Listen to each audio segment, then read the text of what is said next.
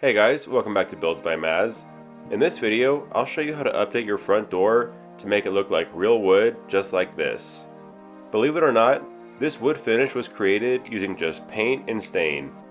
There are no special tools or techniques, and this will save you a ton of money compared to replacing your whole door. Let's get started.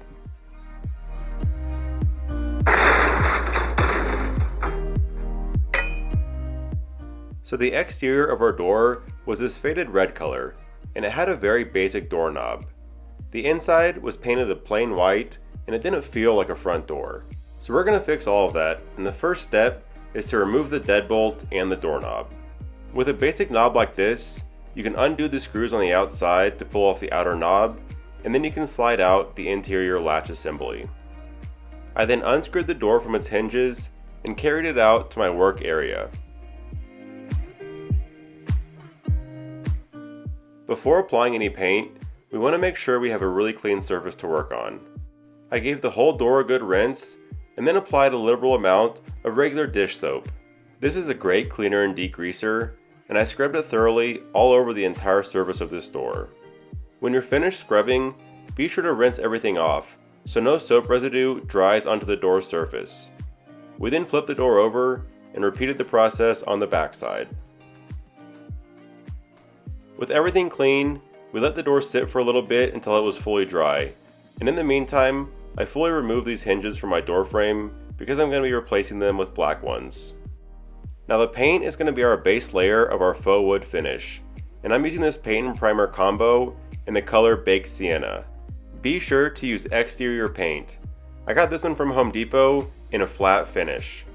Now if you have a paint sprayer, that's going to be the best way to apply this. You could use a brush and roller, but it's going to take longer and you won't get as smooth of a finish. Once we got full coverage and gave the paint plenty of time to dry, we flipped the door over and painted the other side. Once that side was dry, we moved the door into the shade before applying the stain. That way the stain won't dry too quickly. We used this hickory gel stain, and if you've never used a gel stain, it's really thick, not like traditional stains. You want to apply this in sections, being sure to brush it on in the same direction you want it to look like the wood grain is going. Once you have a layer applied, you'll wipe most of it off with some paper towel.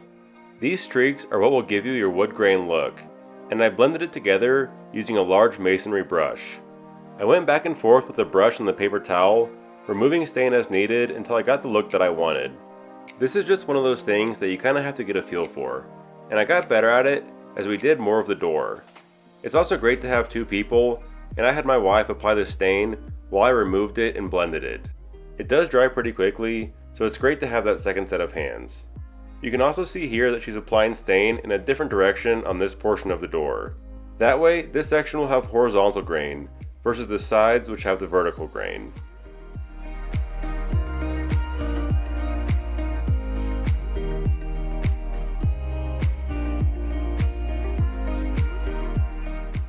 You also want to try and create a clean separation where the different grain directions intersect. Here you can see I'm really working along the seams where the bottom panel meets the side panels.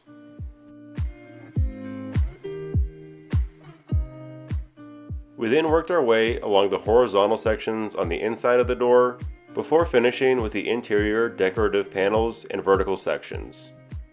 Now looking back, I actually recommend doing this in the reverse order of what we did here, starting with these interior panels and working your way to the outside. That's what we ended up doing on the back side of this door, and it was much easier to clean up the edges and keep clean lines between the sections. Here's one more look at things at a slower speed, just to give you a better look at the technique we used to remove and blend the stain to create the wood look.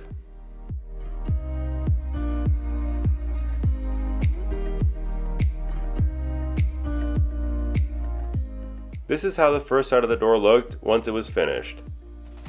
We then flipped it over and did the back side, and like I mentioned, we started with the interior panels and worked our way to the perimeter.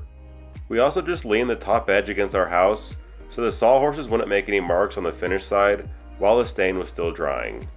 On that note, I recommend starting this project early in the morning so you can give the stain plenty of time to dry while still finishing it in one day so you can have it reinstalled before nighttime.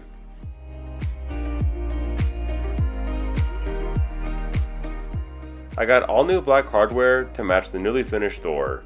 So while it was finishing drying, I got everything installed, starting with these strike plates. If you're replacing your hinges, be sure to get the correct size. 4" is pretty common for exterior doors. Also double check if your hinges need rounded or squared edges, and mine uses both.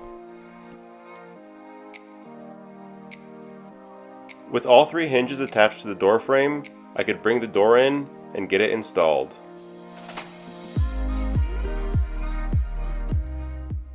After double checking that everything's aligned and the door opens and closes properly, I could install my handle and deadbolt. We'll start with the latch assemblies, which just slide into the pre-cut holes in the side of the door and are screwed into place.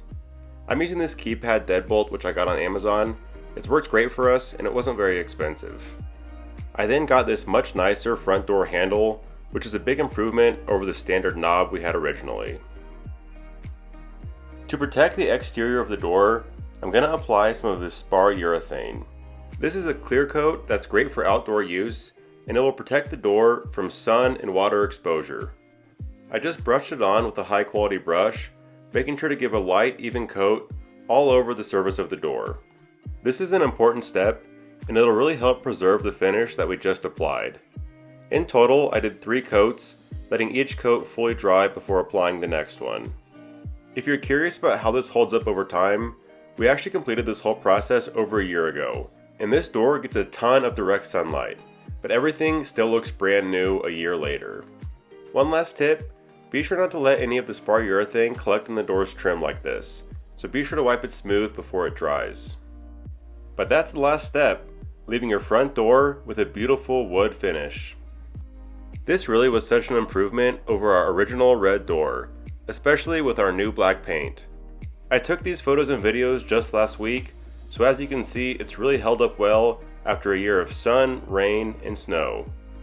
I hope you enjoyed the video, and if you want to see more home improvement projects like this, then be sure to subscribe to the channel, and we'll see you next time.